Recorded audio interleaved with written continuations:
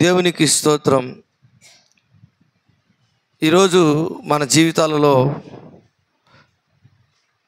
దేవుడు మనకు అనుగ్రహించినటువంటి ఆ కృప, దేవుడు మనకు అనుగ్రహించినటువంటి విశ్వసనీయత, మన పట్ల ఆయన చూపుతున్నటువంటి విధానం, దేవుని నీతిని బట్టి మనకు ఉత్తరము దయచేయమని, నాకు ఉత్తరము దయచేయమని దావీదు అడిగినట్లు ఈరోజు మనం కూడా అడగాలి.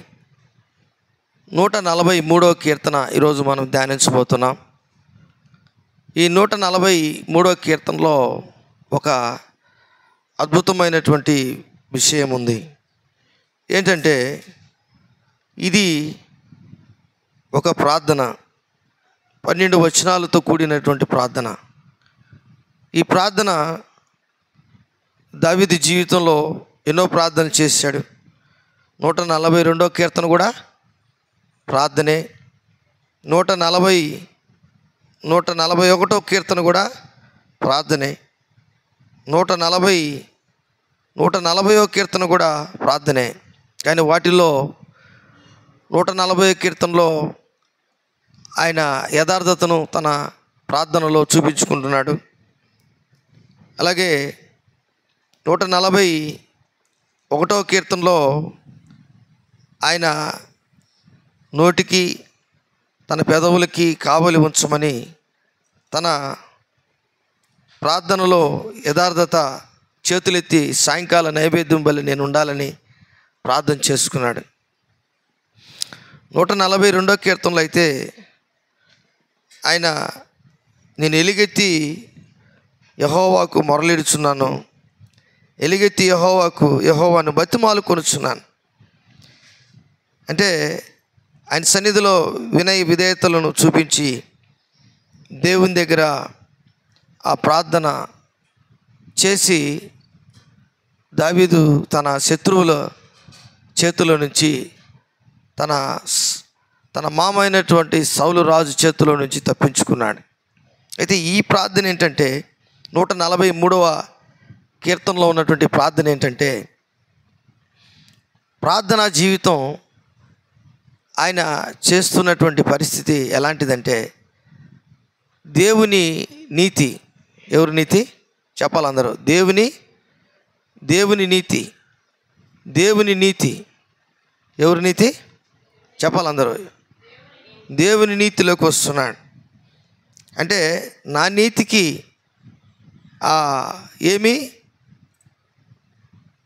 నా నీతికి ఏమీ లేదు, నా నీతి వలన నేను సంపాదించుకున్నది ఏమీ లేదు అని చెప్తున్నాడు. ఈ కీర్తన 1వ వచనం, 2వ వచనం మనం చదివితే 3వ వచనం, 4వ వచనం, 5వ వచనం మనం గమనించాలి.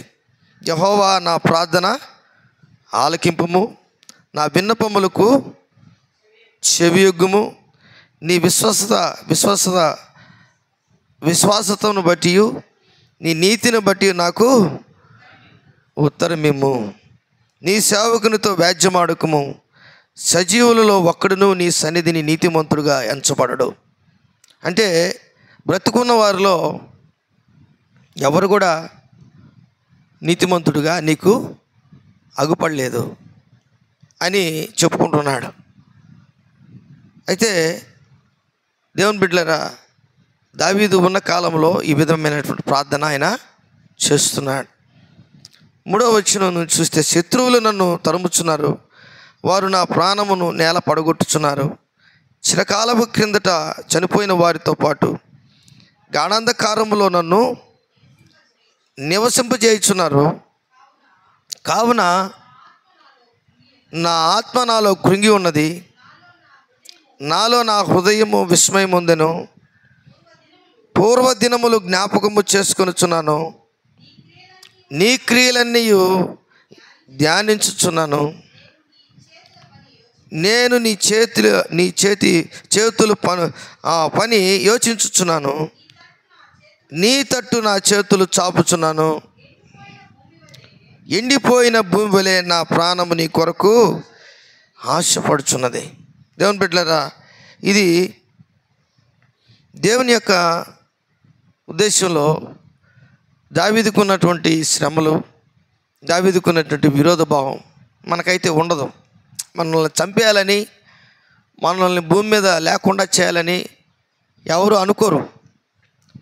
ఎవరన్నా అనుకుంటే అది చాలా ఘోరమైనటువంటి మనస్తత్వం.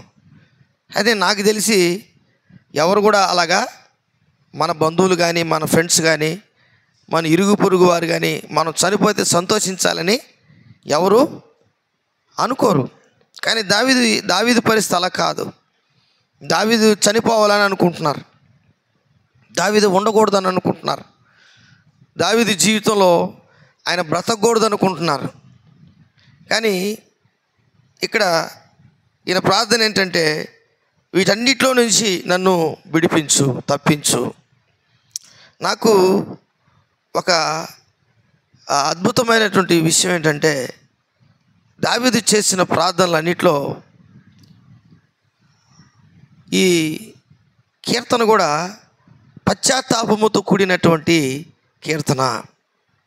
ఈ కీర్తన కూడా పశ్చాత్తాపముతో కూడిన కీర్తన. ఈ కీర్తన లాగా కొన్ని ఒక 6-7 కీర్తనలు ఉన్నాయి. 150 కీర్తనల్లో వింటున్నారా? 150 కీర్తనల్లో ఒక 6-7 కీర్తనలు ఉన్నాయి పశ్చాత్తాపముతో కూడిన చేసిన ప్రార్థనతో కూడిన కీర్తనలు. ఒకటి 6వ కీర్తన, రెండోది వచ్చి 32వ కీర్తన, మూడోది వచ్చి 38వ కీర్తన, నాలుగోది వచ్చి 51వ కీర్తన, ఐదోది వచ్చి 102వ కీర్తన. దేవునికి స్తోత్రం. ఎన్నో కీర్తన? 102వ కీర్తన. తర్వాత 130వ కీర్తన, 130వ కీర్తన. తర్వాత 143వ కీర్తన. ఈ 7 కీర్తనలు మనం కానీ చదివితే పశ్చాత్తాపం ప్రార్థన ఎలాగుంటుందంటే, అంటే ఒక వ్యక్తి దేవుని ముందు నిలబడాలంటే దేవునితో సమాధానం పడాలా. దేవునికి స్తోత్రం. ఇప్పుడు మీకు 51వ కీర్తన చాలాసార్లు మీరు చదివి ఉంటారు. ఏం చేశాడంటే, అక్కడ బేత్షెబాతో పాపం చేసినప్పుడు పశ్చాత్తాపడినటువంటి ప్రార్థన మనకు కనిపిస్తుంది. అలాగే 32వ కీర్తన కానీ 38వ కీర్తన కానీ అతిక్రమములను అని మనకు అక్కడ మాట్లాడతాడు. నా అతిక్రమములు చదవండి, 2 మాటలు చదువుదాం. 32వ కీర్తన ఒక 3 వచనాలు చదవండి. 38వ కీర్తన 3 వచనాలు చదవండి. తన అతిక్రమములకు పరిహారము నొందినవాడు, తన పాపమునకు ప్రాయశ్చిత్తము నొందినవాడు ధన్యుడు. యెహోవా చేత నిర్దోషి అని ఎంచబడినవాడు, ఆత్మలో కపటము లేనివాడు ధన్యుడు. నేను మౌనినై ఉండగా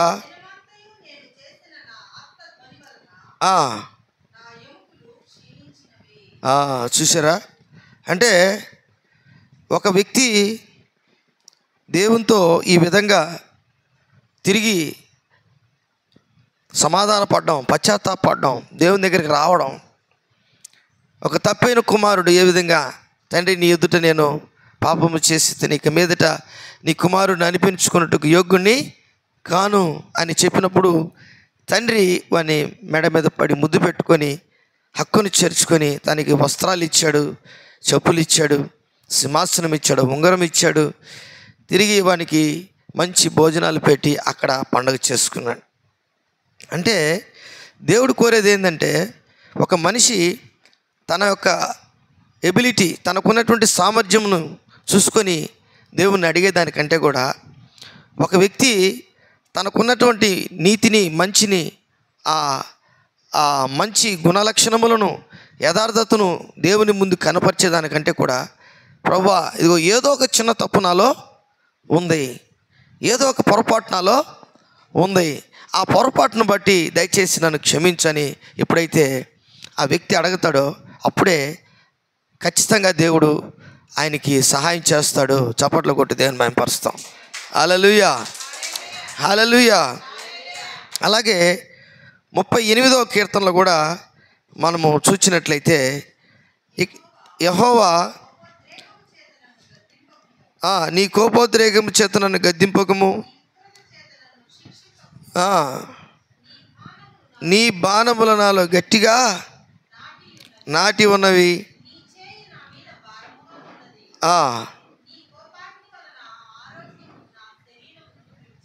నీ కోపాగ్ని వలన ఆరోగ్యము నా శరీరము విడిచిపోయాను, నా పాపమును బట్టి నా ఎముకలలో స్వస్థత లేదు. చూసారా? అంటే నేను ఏదైతే చేసిన దేవుని ముందు చేసిన పాపాన్ని బట్టి ఒప్పుకుంటున్నాడు. నా దోషములు నా తల మీదగా పొర్లి పారి ఉన్నవి, నేను మోయలేని బరువు వలె అవి నా మీద మోయబడి ఉన్నవి. చూసారా? ఇట్లాంటివన్నీ కూడా తన జీవితంలో ఈ విధంగా చెప్పుకున్నాడు. 51వ కీర్తనలో కూడా 1, 2, 3 వచనాలు చూస్తే అసలు అద్భుతమైనటువంటి మాటలు అక్కడ మాట్లాడతాడు. దేవా, నీ కృప చొప్పున నన్ను కరుణింపుము, నీ వాత్సల్య బాహుల్యము చొప్పున నా అతిక్రమములను తుడిచివేయము, నా దోషం పోవునట్లు నన్ను బాగుగా కడుగుము, నా పాపం పోవునట్లు నన్ను పవిత్రపరచుము. చూసారా? అంటే ఒక వ్యక్తికి ఎప్పుడైనా సరే, స్త్రీ కానీ పురుషుడు కానీ, ఏదైనా దేవుని ముందు, మనుషుల ముందు మనం ఎన్నో చేసి ఉంటాం, కానీ దేవుని ముందు మనం చేసిన వాటిని దేవుని దగ్గర ఒప్పుకోవడం, అది దావీదుకి తెలిసినంతగా నాకు తెలిసి ఎవరికి తెలియదేమో.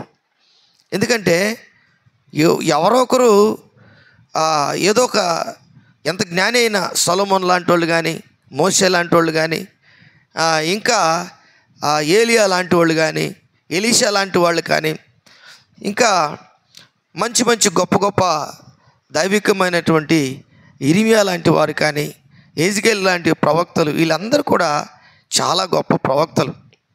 అయితే వారిలో వాళ్ళందరికంటే ఎక్కువగా సమూయేలు లాంటి ప్రవక్త కానీ, వాళ్ళందరికంటే ఎక్కువగా ఏలి లాంటి ప్రవక్త కానీ, అంటే ఎంతోమంది ప్రవక్తలు దేవుని బిడ్డలు ఉన్నారు. కానీ దావీదుకి ఒక బిరుదు దేవుడు ఇచ్చాడు. ఏంటంటే, దావీదు నా హృదయానుసారుడు, దావీదు నా హృదయానుసారుడు. అంటే దేవుని హృదయంలో దావీదుకి తావు ఉంది. రెండోది వచ్చి ఆయన ఏం చెప్తున్నాడంటే, నన్ను ఆయన అర్థం చేసుకున్నటువంటి వాడు, దావీదు నన్ను అర్థం చేసుకున్నటువంటి వాడు, నా మనసు ఎరిగినటువంటి వాడు, నన్ను ఆయన దాటి వెళ్ళే వ్యక్తి కాదు. ఒకవేళ వెళ్ళినా కానీ వెంటనే వచ్చి పొరపాటు జరిగిపోయింది ప్రభువా నన్ను క్షమించు అని అడగడం అనే దాంట్లో దావీదు చాలా నేర్పరి. ఎందుకంటే మనుషులతో ఆయన ఎక్కువగా సహవాసం చేసినా కానీ కొంతవరకే, కానీ దేవునితో దీనిని బట్టి చూస్తే ఎక్కువగా సహవాసం చేసినట్లుగా మనకు కనబడుతుంది. దీని అర్థం ఏంటంటే, నేను మనిషి పట్ల, ఒక మనిషిని ముందు నేను ఏదైనా పొరపాటు చేసినా పర్వాలేదు, కానీ ఇది దేవుడు చూస్తున్నాడనే ఒక మనసు ఉందే, అది ముఖ్యంగా దేవుడు దావీదులో చూశాడండి. దేవునికి స్తోత్రం.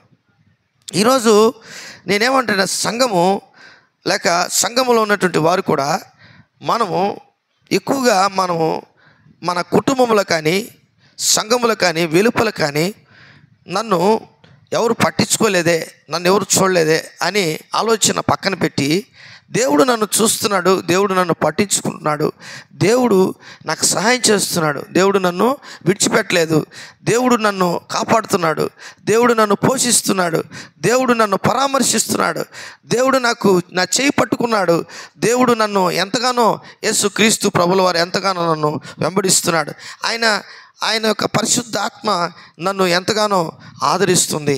ఆయన పరిశుద్ధాత్మ ఒక టీచర్గా ఉంటుంది. ఆయన పరిశుద్ధాత్మ నాకు ఒక స్పిరిచువల్ గైడ్గా ఉంటుంది. పరిశుద్ధాత్మ దేవుడు నన్ను ఆయన విడువక ఆయన నాకు తోడుగా ఉన్నాడు. ఆయన నాలో ఉంటున్నాడు, నాతో కూడా ఉంటున్నాడు, నన్ను పరామర్శిస్తున్నాడు.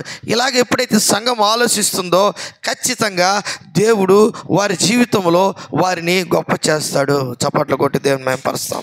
హల్లెలూయా. కాబట్టి ఈరోజు నేనేమంటున్నానంటే, నీవు విశ్వాసత అంటే నీ విశ్వాసతను బట్టి కాదు, కానీ నీ నీతిని బట్టి, నీ విశ్వాసతను బట్టి, నీ నీతిని బట్టి నాకు ఉత్తరం దయచేయి. అంటే నేను ప్రార్థన చేస్తున్నాను, నా ప్రార్థన జవాబు దయచేయి ప్రభువా. నీ విశ్వాసతను బట్టి, నీ నీతిని బట్టి నాకు ఉత్తరము దయచేయి ప్రభువా అని ఇక్కడ అడుక్కుంటున్నాడు. ఇక్కడ ఇంకొక మాట ఏంటంటే 2వ వచనం, నీ సేవకునితో వ్యాజ్యము ఆడకము. ఏమంటున్నాడు? నీ సేవకునితో వ్యాజ్యము ఆడకము. వ్యాజ్యం ఆడకూడదంటే అంటే నేను ప్రార్థన చేసినటువంటి ప్రార్థన జవాబు రాకుండా ఉండడం. ఇంకా చేస్తాడులే ప్రార్థన, ఇంకా ప్రార్థన చేస్తాడులే, ఇంకా నన్ను వేడుకుంటాడులే అని ప్రభా నువ్వు వెయిట్ చేయబాక, నాకు ప్రార్థన చేస్తే నాకు వెంటనే జవాబు దయచేయి ప్రభువా. తర్వాత చూడండి ఏమంటున్నాడు, సజీవులలో ఒక్కడును నీ సన్నిధిని నీతిమంతుడిగా ఎంచబడడు. అంటే బ్రతికున్న వారిలో బ్రతికున్న వారిలో దేవుని యొక్క ముందు నీ సన్నిధిలో, అంటే నీ సన్నిధిని దేవుని యొక్క సన్నిధానంలో నేను నీతిమంతుణ్ణి అని చెప్పుకోవడం చాలా కష్టం. ఎందుకంటే దేవుడు అతన్ని నీతిమంతుడు చేస్తేనే కానీ అతడు నీతిమంతుడిగా దేవుని దృష్టికి అగుపడడు. చూడండి, ఒక వ్యక్తి మనకు నోహో ఉన్నాడు. 7వ అధ్యాయము, ఆదికాండం 7వ అధ్యాయం చదవండి. అక్కడ ఒక అద్భుతమైన మాట మనకు కనబడుతుంది. ఆదికాండము 7వ అధ్యాయము అక్కడ నీవే నా ఎదుట అని ఉంది. ఈ తరం వారులే నీవే నా ఎదుట, ఈ తరం వారు యెహోవా ఈ తరం వారిలో నీవే నా ఎదుట నీతిమంతుడివై ఉండుట చూచితిని గనుక నీవును నీ ఇంటి వారును అంటే దాని అర్థం ఏంటంటే ప్రపంచమంతా ఒక పక్క పాపంలో ఉంది, ప్రపంచమంతా ఒక పక్క భయంకరమైనటువంటి ఈ లోకంలో ఆ నోహో కాలంలో ఇల్లు కట్టుటయు, తర్వాత పెండ్లి చేసుకుంటూ పెండ్లికి ఇచ్చుటయు, అంటే ఒకరికొకరు కట్నాలు ఇచ్చుకోవడం, ఇలాంటి పరిస్థితులు అక్కడ నోహో దినముల్లో ఉన్నాయి. అయితే నోహో దినములు అలాగుంటే నోహో ఎలాగున్నాడు అంటే నరుల హృదయము చెడిపోయింది. ఆ రోజుల్లో చెడ్డదిగా కనబడుతుంది దేవుని దృష్టికి. వారు నీచంగా కనబడుతున్నారు దేవుని దృష్టికి, పాపులుగా కనబడుతున్నారు దేవుని దృష్టికి. కానీ నోహో ఎలా కనబడుతున్నాడండి? నీతిమంతుడిగా కనిపిస్తున్నాడు. ఈరోజు మనం కూడా అలా కనిపించాలి. దావీదు ఉద్దేశం ఏంటంటే ఆయన 70 సంవత్సరాల్లో ఆయన తెలుసుకున్నటువంటి, ఆయన దేవుని దగ్గర అతను తెలుసుకున్నటువంటి విషయం ఏంటంటే ఎవ్వరు కూడా నీ ముందు నీతిమంతుడిగా నిలబడలేరు, నీ సన్నిధిలో నిలబడలేరు. వాడు ఎవడన్నా ఉన్నాడంటే అది నీ వల్లనే. ఎవరైనా ఒక వ్యక్తి నీతిమంతుడిగా ఉన్నాడంటే అది నీ వల్లనే. ప్రేమైనటువంటి దేవుని బిడ్డలారా, ఇప్పుడు మన పరిస్థితి ఏంటి? రోమిలికి రాసిన పత్రిక 5వ అధ్యాయము, రోమిలికి రాసిన పత్రిక 5వ అధ్యాయంలో మనం గమనించినట్లయితే అక్కడ ఒక అద్భుతమైనటువంటి మాట అపోస్తలుడైన పౌలు రోమా సంఘానికి ఎంతో పరిశుద్ధ ఆత్మ ద్వారా ఆ మాటలు మనకు తెలియపరుస్తున్నారు. కాబట్టి విశ్వాస మూలమున మనము నీతిమంతులుగా తీర్చబడి మన ప్రభువైన యేసుక్రీస్తు ద్వారా, నేను మాట్లాడే మాట ఇప్పుడు అర్థమేంటది మీకు? ఎవరితో సమాధానం పడుతున్నాం మనం? దేని వలన? ఎవరి వలన? యేసు క్రీస్తు వలన మనము విశ్వాసం దేవుని పట్ల ఉంచాము. ఆ విశ్వాసమును దేవుడు వమ్ము చేయకుండా ఆ విశ్వాసాన్ని బట్టి నీవు క్రీస్తు ద్వారా దేవునితో సమాధానం పడుటకు దేవుడు ఇష్టపడుతున్నాడు. క్రీస్తు ద్వారా దేవునితో సమాధానము కలిగి ఉందము. అంటే దేవుని బిడ్డలారా, ఇది నీ నీతి నిన్ను బాగు చేయలేదు కానీ, నన్ను బాగు చేయలేదు కానీ, నా ఒక విశ్వాసము, నా ఒక దేవుని యందు భయము, భక్తి ఎంత దూరం తీసుకెళ్తుందంటే, ఆ విశ్వాసం వలన నేను ఏమవుతానంటే నీతిమంతుల జాబితాలోకి నన్ను దేవుడు చేరుస్తాడు. నీతిమంతుల జాబితాలో నన్ను చేరుస్తాడు దేవుడు.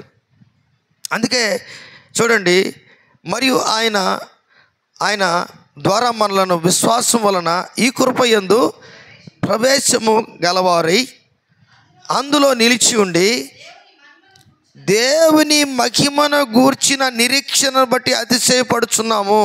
అంటే నీవు ఒక వ్యక్తి నీతిమంతుడుగా అగుపడ్డారంటే దేవుని దృష్టికి అది దేవుని మహిమ గూర్చి నిరీక్షణను బట్టి మనము అతిశయపడాలి. అంటే అంత మాత్రమే కాదు, మనము కృపలోకి ప్రవేశింపబడినటువంటి వారు. కృప నిన్నేం చేస్తుందంటే, నువ్వు చేయలేని పనులన్నీ కృప ద్వారా నువ్వు చేయగలిగించే ఆ పని దేవుడు నీ ద్వారా చేయిస్తాడు. ఏంటి ఆ పని?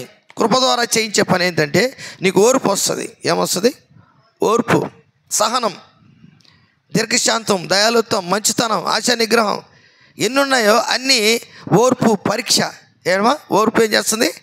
పరీక్ష నిరీక్షణ ఒమ్ము చేయకుండా నిన్ను ఆ ఒక కృపలో నిలబడి, ఆ కృపలో విస్తరించి, నీవు ఫలించి అభివృద్ధి పొంది, దీవెనలు పొంది, నీవు కృపలో ఆధ్యాత్మికమైన ఫలభరితమైన జీవితం జీవించేంత వరకు నిన్ను ఆ విశ్వాసము ముందుకు తీసుకెళ్తుంది.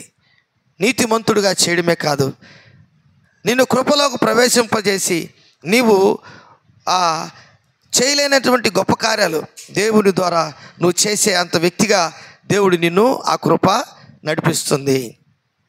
అదే పౌలు జీవితంలో కూడా. పౌలు ఎలాంటోడు? ఏమ్మా చెప్పండి, పౌలు ఎలాంటోడు? నీతిమంతుడా? చెప్పండి ఏమ్మా, పౌలు నీతిమంతుడా? పౌలు ఎలాంటోడంటే హానికరుడు, దూషకుడు, హింసకుడు. అంటే అవునా కదా? మనుషుల్ని చంపేస్తున్నాడు. కానీ అయితే ఆయన భయంకరమైన స్టెఫను చంపించింది కూడా ఆయనే. కానీ ఆయనకి ఇలాంటి మాటలు దేవుడు ఇచ్చాడంటే దాని అర్థం ఏంటి? దమస్కు వెళ్తున్నప్పుడు ఆయన గుర్రంలో ఈ క్రైస్తవులందరినీ ఇబ్బంది పెట్టాలని, బాధ పెట్టాలని, కొంతమందిని హింస పెట్టాలని ఆయన యూదుల దగ్గర, అధికారుల దగ్గర ఒక పత్రం పొందుకొని మనుషులను తీసుకొని పోతూ ఉంటే దేవుడు అడ్డం వచ్చేసాడు. యేసయ్య అడ్డం వచ్చాడు. ఎలాగొచ్చాడు? ఆ సూర్యకాంతి కంటే కూడా ఎక్కువ కాంతి కలిగినటువంటి వ్యక్తిగా ఒక స్వరము ఆయనకు వినబడి, ఆ సూర్యుని చూసినట్లుగా, ఆ కాంతిని చూసినట్లుగా ఆయన మనకు కనబడుతుంది. ఆయన స్వరం వినట్లుగా కనబడుతుంది. ఆయన కళ్ళు పోయినట్టుగా, కళ్ళు కాలిపోయినట్టుగా కనబడుతుంది. ఆయన కళ్ళు కాలిపోయి 3 రోజులు గుడ్డివాడై ఆయన దమస్కులో ఒక వీధిలో ఒక ఇంట్లో ఉన్నాడు. అక్కడ ఆ ప్రాంతంలో అననీయ అనే పరిశుద్ధాత్మపూర్ణుడు ఆయన మీద చేతులుంచి ప్రార్థన చేసిందాక ఆయన గుడ్డివాడే, ఆయన అవినీతి మంతుడే. అక్కడ 3 దినాలు సౌలుగా ఉన్నటువంటి పౌలు ప్రార్థన చేస్తున్నాడు. ఏమనంటే, ఇదిగో ప్రభువా, నేను చెడ్డవాడిని, ఇదిగో నేను నీతిని బట్టి, నేను ధర్మశాస్త్రాన్ని బట్టి నేను ఎంతో మంచోడు అనుకుంటున్నాను ప్రభా, నన్ను నేను మంచోడు అనుకుంటున్నాను. నేను ధర్మశాస్త్రాన్ని బట్టి ఈ క్రైస్తవులందరూ కూడా దుర్మార్గులు అనుకున్నాను ప్రభా. అయితే ఇప్పుడు పొరపాటు నేను చేస్తున్నాను, ఇదిగో నేను పాపిని ప్రభువా అని ఒప్పుకున్నప్పుడు ఆయన విశ్వసనీయతలోకి, మరలా దేవుని యొక్క నీతిలోకి, దేవుని యొక్క కృపలోకి అపోస్తున్న పౌల్ని దేవుడు తీసుకొచ్చాడు. చప్పట్లు కొట్టి దేవుని మహిమపరుస్తాం. హల్లెలూయా, హల్లెలూయా, హల్లెలూయా. కాబట్టి ఈరోజు నిజముగా నీ యొక్క వ్యక్తిగత జీవితంలో ఇలాగా ప్రార్థన చేసే వ్యక్తిగా ఉన్నావా? అంటే నేను చాలాసార్లు చెప్పాను.